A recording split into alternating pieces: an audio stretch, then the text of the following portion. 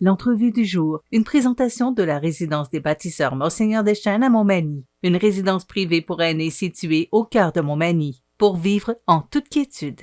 La résidence des bâtisseurs Monseigneur Deschênes à Montmagny, une résidence privée pour aînés située au cœur de Montmagny. Personnel compétent, service 24 heures sur 24, infirmière, entrée sécuritaire contrôlée et plus encore. La résidence des bâtisseurs Monseigneur Deschênes pour vivre en toute quiétude. Mon prochain invité, je suis tellement content de le recevoir parce que ça fait longtemps qu'on ne l'a pas reçu chez nous. Jean-Marc Jean, qui est directeur général du Centre de services scolaires de la Côte-du-Sud. C'est toute une habitude qu'on a à prendre quand on dit que pendant 50 ans, on a des commissions scolaires. Là. Ah, inquiétez-vous pas, moi aussi, j'ai encore des fois des problèmes d'identité. Là. Il m'arrive de parler encore de commissions scolaires, mais en tout cas, on sait de quoi on parle. On sait de quoi on parle. Monsieur Jean, merci d'être avec nous. Bien, ça me fait plaisir. Ce matin, parce que d'abord, la première chose avec vous que je voudrais discuter, comment s'est fait le retour à l'école? Parce que, bon, part, arrive, revient, s'en vont à la maison, retour. Bien. Et là, depuis le 17 janvier, c'est le retour à l'école. Bon, on sait que c'est un grand secteur, le centre de services scolaires. Là, c'est une partie de Bellechasse, aller jusqu'aux frontières de l'Îlet. C'est les 3 MRC. Ouais. On comprend l'Îlet, Montmagny, Bellechasse. Alors, c'est grand. Comment ça se passe? Est-ce que ça s'est bien passé? Est-ce qu'il y a des cas de COVID? OK. Il y a beaucoup de questions. Oui. On pourra les reprendre. Mais je vous dirais, dans l'ensemble, ça se passe bien parce que notre intention au départ, vous comprenez que nous, notre mission, c'est d'offrir des services éducatifs. Donc, puis, peu importe la façon. Mais la meilleure façon, on le sait, c'est en présence. Donc, depuis le 17 janvier, les élèves sont à l'école. Ils sont présents à l'école. On parle des jeunes, du préscolaire jusqu'à l'éducation des adultes et la formation professionnelle. Et puis, jusque-là, on est capable de gérer les absences, là, de tolérer le nombre d'absences. Mais on est toujours à la limite, là. Même ces temps-ci, je vous dirais là, qu'il y a des éclosions dans certaines écoles, puis on se questionne à fermer des groupes, voire même une école. Ça va vite. Mais compte tenu qu'on atteint quand même notre objectif d'offrir des services, je vous dirais que ça va bien. Mais ça va bien parce que, puis je veux prendre un petit peu de temps pour le mentionner, là, parce qu'il y a du monde sur le terrain qui font des choses en dehors de l'ordinaire, pour ne pas dire extraordinaire. Je pense aux directions, mais je pense aussi aux enseignants qui, dans la première partie du retour de l'année, là, les premières journées de janvier, ont fait de l'enseignement à distance. On pense que de l'enseignement à distance, c'est tout simplement de garder les élèves chez eux, leur donner un portable, ou un peu de travail, puis tout va bien se faire, mais c'est pas ça. C'est beaucoup plus que ça. Faut bien comprendre toutes les modifications que les enseignants ont à faire dans leur planification pour être capable de répondre à ça, parce que ce qu'on veut, c'est pas de faire du temps, c'est que les jeunes continuent à évoluer dans leur cheminement, dans leur cheminement scolaire. Donc, il y a un beau, gros travail qui se fait de ce côté-là. Puis, un travail de qualité aussi, là, j'en ai entendu parler. Donc, moi, je leur lève mon chapeau. Puis, j'en profite aussi pour souligner que la semaine prochaine, c'est la semaine des enseignants. Donc, tous ceux, vous me parliez de votre auditoire tantôt, bien, tous ceux qui nous écoutent, qui m'entendent aujourd'hui, bien, je les invite à écrire un petit mot d'encouragement à tout ce personnel-là. Les enseignants, le personnel de soutien, les professionnels qui travaillent auprès des jeunes, parce que cette semaine, c'est la semaine de la prévention. Pour nous, je dirais, ça a toujours été, je dirais, c'est 1 an et demi de prévention qu'on fait. Mais cette semaine, c'est pour le souligner, là. Mais tout ce monde-là qui travaille auprès de nos jeunes pour les garder en forme et en santé mentale. Puis qu'ils puissent poursuivre leur cheminement scolaire, que ça n'ait pas d'impact. Donc, je voulais le souligner. Dans ce sens-là, parce que je ne savais pas que c'était la semaine des enseignants la semaine prochaine. Oui, c'est ça. Puis au niveau organisationnel, il a fallu faire un plan de contingence parce que les éclosions, bien, ça peut toucher aussi notre personnel. Oui. Est-ce que vous avez des problèmes de ce niveau-là, au niveau des absences des enseignants? Parce que oui, eux autres aussi sont il y en a. Un enseignant qui est en contact avec quelqu'un dans sa famille, bien, il doit être isolé, il ne peut pas rentrer travailler, qui a des symptômes ou encore plus s'il l'a, bien, il doit s'absenter du travail. Puis notre plan de contingence, c'est de trouver une façon de fonctionner pour que le service se donne quand même. On comprend que c'est pas la même chose que quand c'est l'enseignant qui est là, mais on continue de rouler avec les services qu'on a à notre disponibilité. Donc, c'est certain que des fois, bien, il faut déplacer du personnel, mais notre plan de contingence, c'est ce qu'il prévoit. Monsieur Jean, il y a 2 sujets avec lesquels je veux absolument discuter avec vous ce matin, puis je vois que le temps passe vite, là. D'abord, le dôme, ce toit qu'on veut installer sur le centre multisport La Prise, qu'on a appris il y a quelques semaines, à notre grande satisfaction, parce que moi, je trouve que c'est un beau projet. Et je me suis toujours demandé pourquoi on ne l'a pas fait quand on a fait la construction, qu'on a procédé à la construction du centre. Mais bon, quelques années plus tard, on arrive avec ce projet-là de 1,5 million. Vous devez avoir des confirmations au cours des prochaines semaines. Ça avance. Est-ce que ça va bien, ce projet-là? Bien, écoutez, au niveau du montage, ça a bien été. Ça s'est fait quand même rapidement. Il faut comprendre que l'idée était là. Elle avait émergé lors des consultations qui ont été faites particulièrement par la MRC. Et puis, l'idée d'un dôme avait été émise. Toutefois, quand on a reçu le programme d'aide financière pour les infrastructures en milieu scolaire, on a reçu ça au début septembre. Puis on avait jusqu'au... 2021? 2021, oui, 2021. Puis on avait jusqu'au mois d'octobre, jusqu'au mois de novembre pour déposer un projet. Puis ensuite, ils ont décalé jusqu'au 10 décembre. Là. Fait que suite à ça, puis l'idée a été relancée. Puis avec la MRC, puis la Ville, on a décidé de monter le projet. Bien, c'est beaucoup la MRC en passant, là, Mme Frédéric Boulet qui a travaillé fort au montage du dossier. Puis on a pris le relais parce que c'est le centre de service qu'il faut qu'il dépose. Mon conseil d'administration était favorable à ce projet-là, ainsi que la Ville de Montmagny. Donc, on s'est lancé là-dedans parce que pour nous, il y aura des gros avantages pour nos élèves. C'est un plateau énorme qui nous est offert 12 mois par année. Pour libérer les gymnases, parce qu'il y a vraiment des heures d'entraînement, des heures d'utilisation qui sont faites par des sports qui se feraient beaucoup mieux sur le terrain synthétique à l'année. Puis ça libérerait le gymnase pour les sports de gymnase. Avez-vous une réponse? Est-ce que c'est encore... Non, on n'a pas de réponse. C'est vraiment encore en analyse, puis c'est normal. À ce moment-ci, là, il y a zéro inquiétude, c'est normal, puis... Est-ce que, selon vous, est-ce que le vent est favorable? Est-ce que le vent est nord ou il est sud? Bien, quand il est nord, quand il est du nord, il est froid. Quand il est du sud, c'est de la pluie. Je ne sais pas quoi vous répondre. Bonne réponse. Vous feriez bon pour le politicien, vous? Non, bien, c'est pas de la politique. C'est quand on s'occupe des veilles météo, je les regarde les vents. Mais sérieusement, est-ce que vous y croyez? Oui, j'y crois. On y croit, sinon on ne l'aurait pas déposé en partant.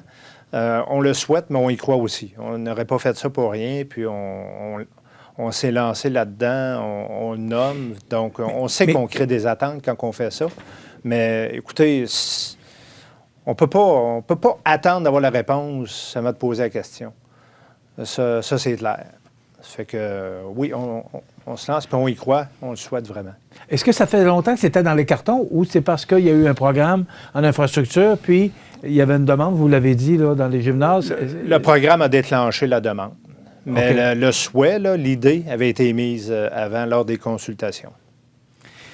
M. Jean, l'autre, le dossier chaud, qui est et tout le monde, c'est tous les élèves actuellement. Puis on a eu une bonne nouvelle cette semaine parce que Promutuelle Assurance, qui a accepté de commanditer l'édifice, mais que M. Beauregard dit que c'est plus qu'un logo puis une publicité, c'est plus pour la ville, parce qu'on sait que la MRC a un projet en 2030 de 30 000 de population pour la MRC. Alors, ça fait partie du plan de la MRC. Et le Centre de services scolaires, bien sûr, est très impliqué là-dedans parce que c'est sur votre terrain. Le centre, le complexe sportif de santé durable. Maintenant, moi, pourquoi je vous ai invité aujourd'hui, c'est que, est-ce que, d'abord, la première question que je me pose, la députée de la Côte-du-Sud, Marie-Ève Proulx, qui dit « On assure que le projet ne peut être déposé par le PQI, qui est le Programme québécois en investissement, mais car l'école secondaire Louis-Jacques Cazot ne connaît présentement pas une hausse du nombre de ses élèves, ce qui serait un prérequis, selon elle, pour que le projet soit accepté. » Ça, c'est en fait, il y a plus d'une raison pour laquelle un projet peut être accepté. Ça, c'est la première. On ne se le cachera pas, là, en ce qui nous concerne. Quand on fait des demandes, c'est dans un programme, puis c'est vraiment écrit comme ça, programme d'ajout d'espace.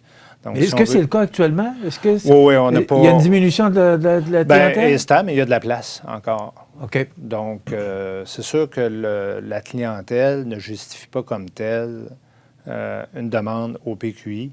Mais il y a quand même d'autres possibilités dans le programme qui peuvent permettre d'être admissible au programme. Mais là, on parle de vitalité du milieu. Il faut vraiment le documenter, là. Parce que, comme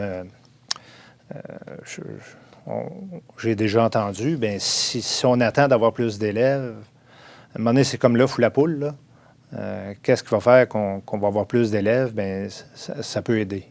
OK. Le principal objectif pour le centre de service scolaire, parce que vous êtes très impliqué là-dedans, mais c'est sur votre terrain, c'est dans votre édifice. Là. Oui, et puis c'est pour nos élèves aussi. Là. Qu'est-ce que vous défendez le plus pour dire, bon, nous autres, on le veut, ce centre culturel-là, ce centre sportif-là. Qu'est-ce que vous, du centre de service scolaire, vous défendez le plus par rapport à ce projet-là? Bien, un peu comme pour le Dôme, c'est augmenter notre superficie d'espace pour la pratique de sport et la diversité puis la qualité des infrastructures aussi. Hein, on peut parler de la piscine, de la palestre. On a des concentrations, justement. Là, c'est pas des programmes sport-études, mais c'est des concentrations. Je vais l'expliquer très rapidement. C'est du temps de pratique de sport dans l'horaire des élèves. Donc, c'est à peu près l'équivalent, mais on peut pas, on l'appelle pas sport-études à ce moment-ci parce qu'il y a d'autres critères auxquels on ne répond pas. Mais ça, pour moi, ça, c'est comme, à ce moment-ci, c'est secondaire. Parce que ce qui est important, c'est d'être capable d'offrir à nos jeunes des possibilités pour se développer dans autre chose, puis ça les motive aussi, dans autre chose que les cours habituels. Donc, on sait que le sport, ça peut être très, très accrocheur, ça l'aide à la persévérance. Donc, ça, pour nous, il y aurait un bénéfice énorme d'avoir des infrastructures de qualité. Puis en plus, bien, ça nous permettrait davantage d'organiser avec les clubs sportifs des compétitions régionales, voire nationales. Là.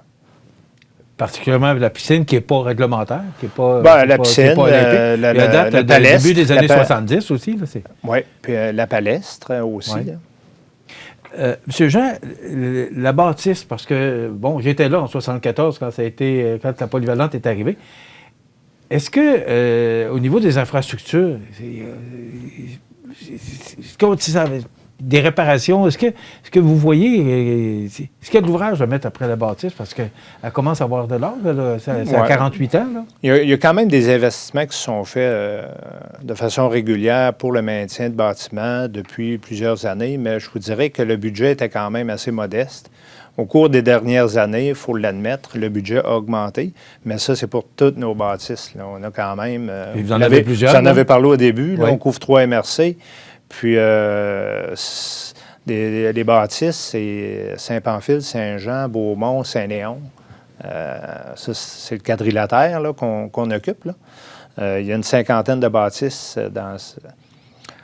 sur notre territoire. Puis, il faut les entretenir autant les unes que les autres. Là. Puis, on y va selon l'indice de vétusté.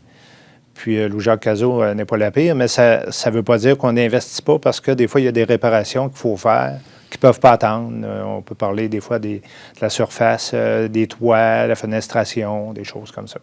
Ça se fait. Mais ça n'a aucune commune mesure, à mon avis, avec une nouvelle infrastructure que serait le complexe, la partie sportive. Là. Puis là, je ne parle même pas, il y a le volet culturel aussi qui est toujours en cours, qui est très important.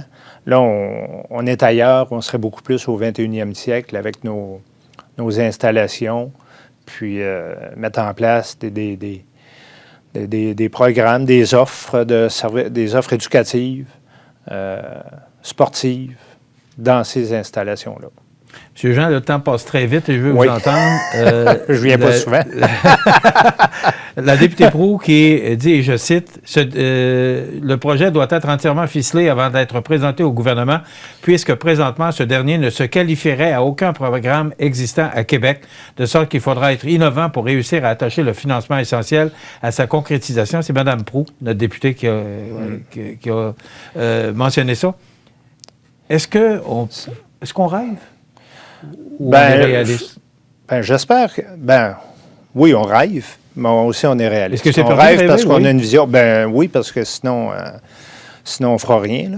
On ne bougera pas. Hein? On va attendre que les choses arrivent, puis ça n'arrivera pas. Il n'y a personne qui va nous envoyer des sous pour qu'on fasse des projets, de un. Qui sont entièrement ficelés. Moi, je pense que j'en suis pas là. C'est sûr que c'est elle qui va porter le dossier au sein du gouvernement. Mais qui va nous aider aussi à faire avancer le dossier. Je pense qu'elle a un rôle très important là-dedans. Mais je vous dirais que ce qu'il faut, c'est se démarquer. Il faut que ce projet-là ait des éléments distinctifs. Puis je pense qu'à l'heure actuelle, il y en a quand même. Il y en a quand même, là, ne serait-ce que l'appui, la collaboration, entre autres de la MRC de Lillet pour la partie culturelle. C'est sûr qu'ils vont pouvoir utiliser aussi ces espaces-là. Le caractère distinctif de toute la mobilisation du milieu, ça a une valeur, là. J'en connais pas dans le milieu qui s'oppose à ça. Il y en a qui questionnent, mais ils questionnent toujours pour que ça se réalise. Ils veulent que ça avance.